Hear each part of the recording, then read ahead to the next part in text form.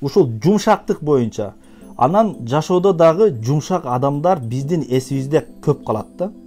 Менин бир устатым бар, аябай жылмайып жүрөт да. А мен жылмайсам азыр мен табиятыма сиңген эмес. Мисалы үчүнчү, мындай биздин табиятыбызга анча сиңген эмес.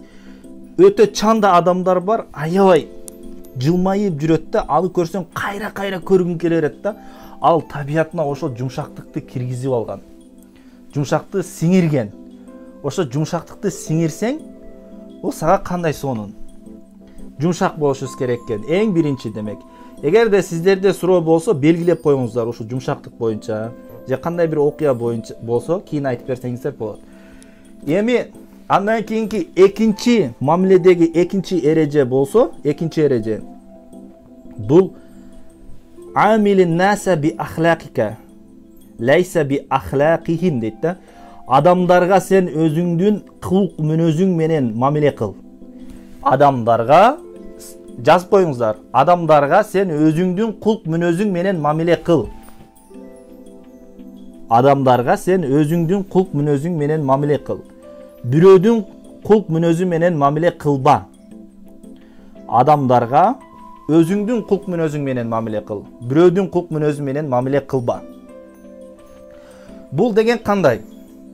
Мисал үчүн, көчөгө чыксаңыз эле, сизди бирөө итке окшоп эле тилдеп атат, сөгүп атат, же болбосо бирдемке деп атат. Жаман сөздөрдү айтып акарат кылып атат.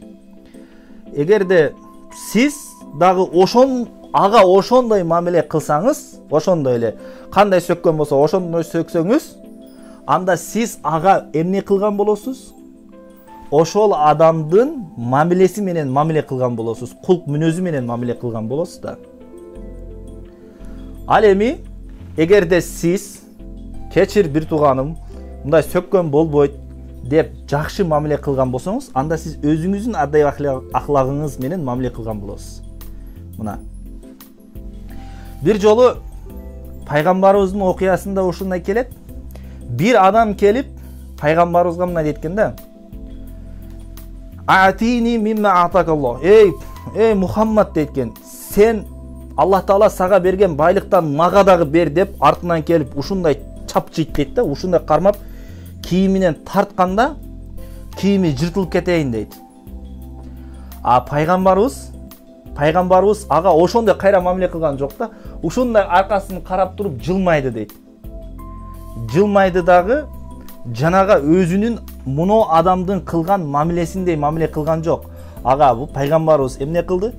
Өзүнүн адеп ахлагы менен мамиле кылды. А бүгүнкү күндө эгерде бизди бирөө ошондой кармаган болсо, балким артыбыздан келипчи, балким жөн эле бересиң да, айланып туруп эле коюп чыгасың да. А тескерисинче ушундай коом, азыр бизде коомдо да ушундай да. Бул мени бир жолу сөктү, мен дагы бир жолу сөгүшүм керек. Один кылышым керек дейт го. 0-0 болуш керек деген түшүнүк бар. А бирок тескерисинче дейт, адамдардын жүрөгүндө калгын келсе, адамдарга сен өзүңдүн мамилең менен, өзүңдүн кылык мүнөзүң менен мамиле кыл, бирөөлөрдүн кылык мүнөзү менен эмес. Бир кыз турмушка чыгат, ошо биздин тааныштарыбыздан эле, турмушка чыгат дагы күйөөсү ичип келе берет. Күйөөсү ичип келе берет, кыздар менен жүрөт. Анан бул өзүнө окшош күйөөсүнө эчтеке дебейт, унчукпайт дагы, эметпейт, кийимдерин сонун кылып ütүктөйт дагы, бардыгын жакшы кылат. Кийимин ütүктөйт, ботинкесин кремдеп коет, бүт бардыгын кылат. Анан ушинте берсе, бир күн күйөөсү ойлонуп калыптыр. Мен ушунча ичип келсем дагы, мен бир адамга окшоп бир мамиле кылбасам дагы, мага мындай сонун мамиле кылып атат дептир да, күйөөсү акылына келип, бүгүндөн кийин мен болду ичпейм дептир. Бүгүндөн кийин болду мен ичпейм деп, жанагы аялынын кадыр баркына жетип калыптыр да. Көрдүңүздөрбү? Бул аял эмне кылды? күйөөсү мамиле кылгандай мамиле кылган жок. Күйөөсүнүн кулк мүнөзү менен мамиле кылган жок. Бул эмне кылды? Өзүнүн кулк мүнөзү менен мамиле кылды да. Бул аял өзүнүн кулк мүнөзү менен. Ошон үчүн айтат, эгерде кээде мисалы үчүн сиздердин жашооңуздарда дагы болсо керек. Бир жолу бир устазым айтат. Таксиде, машинеде отурган таксисти келип эшикти тырыктатсам дейт. Терезени, айнекти түшүрүп туруп эле, ушу бардыңар, тажаттыңар да эмне болсо эле мага келип сурай бересиңер деп айтат. Бардыңар эле менден сурай берип тажаттыңар дейт. Анан мен бир аз ойлондум дейт. Настроениям түштү дейт. Жакшылап ойлонуп көрсөм, өзү мага бул жаман мамиле кылып атса, бул мен эмне үчүн мен буга маанайым түшүрүшүм керек? Бул жерде мен жаман эмесмин го. Ал өзү ит болуп атса, ал өзү жаман болуп атса, буга мен эмне үчүн кайгырышым керек дейт. Чындап эле ошондой да. Эгерде азыр мен сиздерге мисалы үчүн жакшы мамиле кылбай койгон болсом, сиздер эмнеге кайгырышыңыздар керек? Эмнеге капа болушуңуздар керек? Ал сиздердин проблемаңыздар эмес да, мисалы үчүнчү. Сиздерди бирөө мисалы үчүн эртең менен эле чыксаңыздар, маанайыңыздарды бузуп тилдесе, сиздер эмнеге ал маанайыңыздарды бузушуңуздар керек, мисалы үчүн? Ал адам, ал өзү жаман, сиздер жаман эмессиздер. Ушундай көз каранды болуп жашабаш керек да. Көз каранды болуп жашабаш керек. Көз каранды. Эч качан бирөөлөрдөн көз каранды болбоңуздар. Андан кийин болсо ишенимдүү болуш керек. Үчүнчүсү ишенимдүү болуңуздар. Бирөөлөр сиздерге ишене турган болсун. Мисалы үчүн азыр ушул жерде сабакта отургандарда мени тааныгандар бар, анан мени менен мамиле куруп жүргөндөр бар, жана мамиле курбай жүргөндөр бар да. Мамиле куруп жүргөндөрдүн ишеничи, мага болгон ишеничти мисалы үчүн стакандагы суу деп элестетсеңиздер, мисалы үчүн алардын ишеничи, мага болгон ишеничи толук болушу мүмкүн да, стакандагы суудай толук болушу мүмкүн. Эми сиздердин мына жаңы киргендер, жаңы эле менин бетимди көрүп аткандар, сиздерде эмне болбошу мүмкүн? Мага болгон ишенич жок болушу мүмкүн. Эмне үчүн? Сиздерде мага болгон резерв доверия деп коет. Жазып алыңыздар. Резерв доверия. Ишенимдин резерви. Резерв доверия. Бирөөңүздөрдүкү мисалы үчүн жарты стакан болушу мүмкүн да, ишеничи. А бирөөнүкү толук болушу мүмкүн. Азыр мисалы үчүн ушул жерде жаңы эле кирген бирөөдөн мен сурасам, мага 5000 сом берип туруңуз десем, мына мисалы үчүн Гүлмира деген эжеке отурат, мисалы үчүн 5000 сом берип туруңуз десем, сиз мага жок дешиңиз мүмкүн. Же болбосо Дана Аблазбекова, эжей, 5000 сом берип туруңуз десем, сиз мага жок дешиңиз мүмкүн, болсо деле, акчаңыз болсо деле. Эмне үчүн? Ким айтат? Айтыңыздарчы, ким? Эмне үчүн сиз мага мисалы үчүн жок дешиңиз мүмкүн? Биринчилеп көргөн адамга ишенип окуйм го, ошол себептен болуш керек. Ооба. Анткени микрофондорду ачып коюңуздар, Анткени ушул эжеде мага болгон резерв доверия жок. Биринчи көргөндө резерв доверия болбойт да, запас жок да. Мен мисалы үчүн бир жолу мисалы үчүн экөөбүз эми мамиле кыла баштадык, мисалы үчүн Гүлмира эжекебиз мисалы үчүн. Бир жолу мамиле кылдык эде, сизде эмне болот? Мага болгон ишенич пайда болот, ишеним пайда болот. Аладин мисалы үчүн саат 8-де сабак кылабыз деди эле, 8:30-да сабак кылды. Демек бул сөзүндө тура турган жигит дейт дагы, мунчалык ишеним пайда болот. Эми экинчи жолу дагы бир жерде келиштик дагы, могу жерде жолугабыз, мен мындай кылам, сабак берем, анан тигиндей кылам, мындай экөөбүз товар алабыз дедик дагы. Экинчи жолу дагы ишеничиңизди актадым. Дагы эмне кошулат? Дагы эмне пайда болот сизде? Дагы үстүнө кошулат, ишенимдин үстүнө ишеним кошулат. Эми ушинтип кете берсем, күндө ар сөзүмдө тура берсем, сизде стакан доверие, доверие. Сиздики эмне болот? Көбөйөт. Эми көбөйүп барды, стакан толду да, ишенимчи. Эми кайра дагы бир жерде келиштик дагы, мен айттым, мен бара албай калдым да, убадамда тура албай калдым. Сиздин ишенимиңиз, мага болгон ишенимиңиз азаят. 3 жолу кылганда, 3 жолу кылсам, уже 4-нчү жолунда сиз кайра мага ишенбей каласыз. Ошон үчүн резерв доверия деп коет да. Резерв доверия. Эгерде сен бирөөдөн, мисалы үчүн, бирөөдөн карыз сурай турган болсоңуздар, эмне кыласыздар? Мага ушул ишене, ушул адам мага ишенеби? Деп эметесиздер да. Себеби анын сиздерге болгон ишеними толук болушу мүмкүн да. Толук болсо, мына ошондо сурайсыздар. Жаңы эме менен эле, жаңы таанышкан адамдан сурай бербейсиздер да. Демек, айлана чөйрөдөгү адамдарга эмне болуш керек?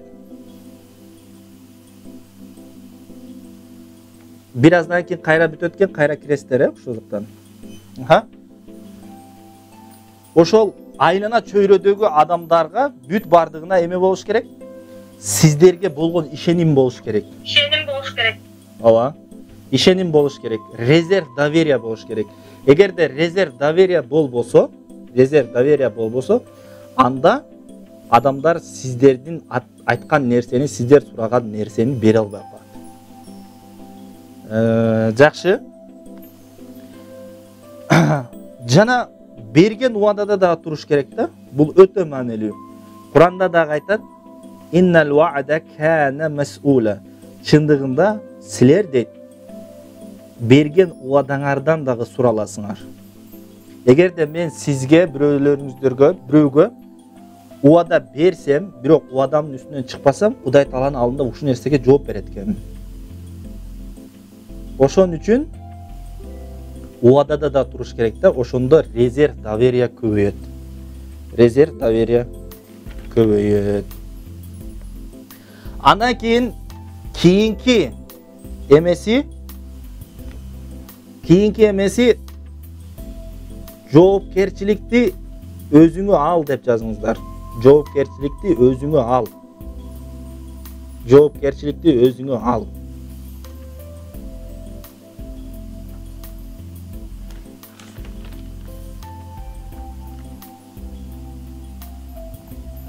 Жоопкерчиликти өзүңө ал. Бул кандай? Ар бирибиз үй бүлө башчы болушубуз мүмкүн. Бир жерде шеф болушубуз мүмкүн. Бир жерде мугалим болушубуз мүмкүн, ата болушубуз мүмкүн, эне болушубуз мүмкүн. Эми кийинкисинде пайгамбарыбыз айтып атат Куранда, сен жумшак болгондугуң үчүн, биринчиси жумшак болгондугуң үчүн алар сенин айланаңдан кеткен жок деди. Анан кийин вастагфир лахум, алар үчүн Кудайдан кечирим сура деди. Ошо бул Кудайдан кечирим сура деген лахум дегени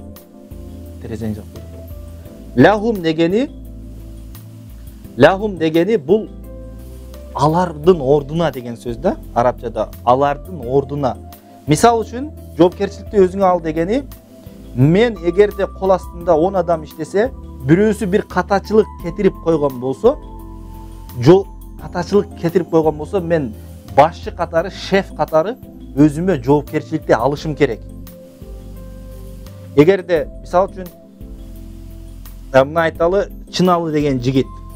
Мен кол астында иштейт эле дагы бир касияк кетирип койду, мындайча айтканда, бир ката кетирип койду. Мен аны бирөөдүн алдына ага салып берип койсом, паре өзүң сүйлөшүп алчы, тиги менен эмне болсоң ошол бол деп койсом, шеф катары, анда бунун мага болгон сүйүүсү, махабаты эмне болот? Өчөт. Балаңыз деле ошондой болот. Балаңыз сизден алыстайт. Балаңыз бирөө менен урушуп коюп, же болбосо бирдемке болуп сизге арызданып келсе, сиз апа катары, ата катары бир аз агамдай анын ордунан ал кылган жамандык үчүн, ал кылган касыяк үчүн өзүңүз жоопкерчиликти албасаңыз, балаңыз сизден алыстап калышы мүмкүн да. Ошо шеф катары дагы бирөөнүн жоопкерчилигине алсаң, анда эмне дейт? Анын сага болгон сүйүүсү берилет да сагачы, кол астындагы иштеген адамдагы. Ошон үчүн пайгамбарыбыз айтат, жада калса, эгерде сахабалар бир күнөө кетирип койгон болсо, Кудайдын алдында дейт, Кудайдын вастагфир лахум, сен алар үчүн истигфар сура, кечирим сура деп атат да, Кудайдан аларга орто түш деп атат. Алардын кылган күнөөсү үчүн сен кечирим сура деп пайгамбарыбыз айтып атат. Демек, лидер деген дагы, мамиле адамдарды багындырган адам дагы эң биринчи ошол кол астындагы адамдарга бирөөлөр менен мамиле кылганда эмне кылыш керек экен? Жоопкерчиликти өзүнө алыш керек. Анда ошондо алардын сүйүүсү, сага болгон сүйүүсү пайда болот. Мындай деп атат, ушул жоопкерчилик боюнча пайгамбар хаяти хойрун лакум, менин жашоодо болгонум силер үчүн жакшы. Ва мамати хойрун лакум, менин бул дүйнөдө жок болгонум дагы, кайтыш болгонум дагы силерге пайдалуу дейт. Алар сахабалар айтышты, хаза хойрун фи хаятика. Эми жашооң, ооба, сен жашоодо болгондугуң, тирүү болгондугуң биздин арабызда биз үчүн жакшы. Бирок өлүмүң, сиздин өлүмүңүз эмне үчүн пайда дегенде, пайгамбарыбыз айтты, фaqala tu'radu alayya a'malukum. Силердин кылган амалыңар мага көрсөтүлүп турат. Кайтыш болгондон кийин дейт. Kullu ashiyatil ithnaini wal khamsin. Күндө биринчи күн жана 4-күн мага силердин иштериңер көрсөтүп турат. Силердин жакшы кылган ишиңер үчүн мен Кудайдан дейт, Кудайга мактоо айтам. Ал эми күнөө кылган жаман иштериңер үчүн Кудайдан кечирим сурап турам дейт. Демек, силерге ортомчу түшөм деп атат. Эгерде жашоодо дагы ушундай, биз бала чакабыз болобу, шеф болобузбу, эгерде ортомчу түшпөй турган болсок, анда эмне болот? Анда